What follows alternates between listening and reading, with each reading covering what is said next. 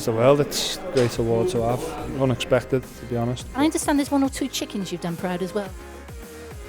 Yeah, they'll be happy for me, I'm sure. You know, the award will be for myself, the whole staff, what it's taken from all of us. The team's finished article on the pitch. Before it gets to that stage, there's a hell of a lot of work by a hell of a lot of people. On behalf of all sporting fans world over, I say diolch o galon.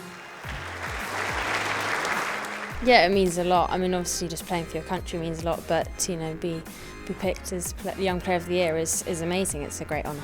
Yeah, it's quite overwhelming, both from the fans and my own teammates. The fact that it's coming from the FAW, the things that have gone on this year to be recognised individually is, it is a massive honour and it's a very proud moment for me. It was a massive game for everyone involved, and we were just delighted to get through. It just showed courage, it showed skill, it showed everything. Did you know you were going to do it, or was that just a case of I'm going to get in there?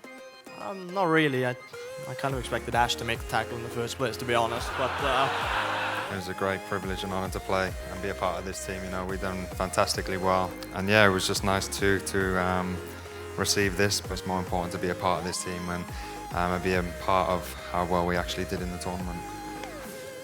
It's not in it. And the winner is Barry Horns.